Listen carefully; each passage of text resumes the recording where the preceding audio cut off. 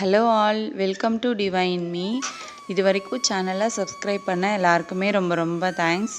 சேனலை இப்போ தான் ஃபஸ்ட் டைம் பார்க்குறீங்க அப்படின்னா ப்ளீஸ் சப்ஸ்கிரைப் பண்ணிக்கோங்க. வீடியோவை ஸ்கிப் பண்ணாமல் பாருங்கள். வீடியோ பிடிச்சிருந்தா ஒரு லைக் பண்ணிவிடுங்க.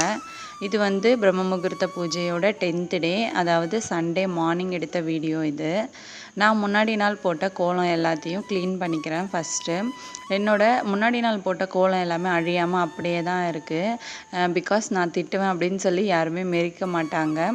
அதனால் அது கோலம் எப்போவுமே எனக்கு அழியவே அழியாது. ஸ்டெப்ஸ்லையுமே சரி, வெளியிலேருந்து யாராவது வந்தாங்க அப்படின்னா தான் அவங்க அழித்தா மட்டுமே அந்த கோலம் அழியுமே தவிர, வீட்டில் இருக்கிறவங்க யாருமே அந்த கோலத்தின் மேலே கால் வைக்க மாட்டாங்க. என்னோட குழந்தைங்களுமே சரி, கோலத்தில் கால் வைக்காமல் தான் நடந்து வருவாங்க எப்போவுமே. இதை நான் சின்ன வயசுலேருந்து அவங்களுக்கு பழக்கி விட்டதுனால அவங்க அப்படியே ஃபாலோ பண்ணிகிட்டு இருக்காங்க. கோலம்னா நம்ம மெரிக்கக்கூடாது அப்படின்னு சொல்லி எங்கே போனாலுமே கோலம் பார்த்தாங்கன்னா ஓரமாக தான் போவாங்க. இப்போ பார்த்தீங்கன்னா நான் கோலம்லாம் அழிச்சிட்டு அதுக்கப்புறம் புது கோலம் போட்டுட்டு அடுத்து உருளியில் நான் பூ வைக்கிறேன். இன்றைக்கி உதிரி பூ கொஞ்சம் போட்டுக்கிட்டு நடுவில் ரோஸ் வச்சுக்கிட்டேன்.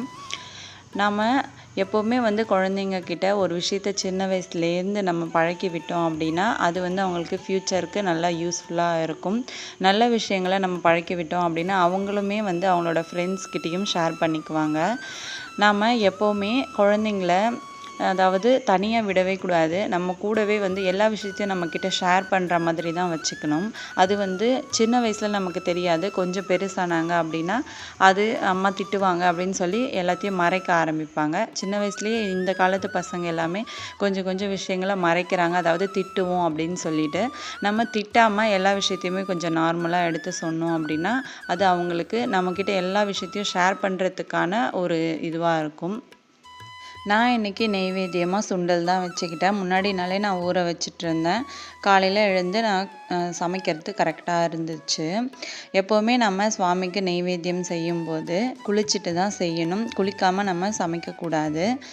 அதுக்கப்புறம் டேஸ்ட்டு பார்க்கக்கூடாது. இந்த 2 விஷயங்களையும் நம்ம கண்டிப்பாக ஃபாலோ பண்ணணும். இப்போ நான் 5 விளக்கு ஏற்றி நல்லா என்னோட பிரம்ம முகூர்த்த பூஜையை 10th டேவை நல்லா சூப்பராக கம்ப்ளீட் பண்ணிட்டேன். எனக்கு ரொம்பவே பாசிட்டிவாக இருந்துச்சு. இந்த சண்டே பார்த்திங்கன்னா ரொம்ப நல்லா இருந்தது. மார்னிங் எந்த ஒரு டிஸ்டர்பன்ஸும் இல்லாமல் நல்லா சூப்பராக சாமி கும்பிட்டாச்சு. இதுக்கப்புறம் பார்த்திங்கன்னா நான் என்னோடய வேலைகளை ஸ்டார்ட் பண்ண ஆரம்பித்தேன்.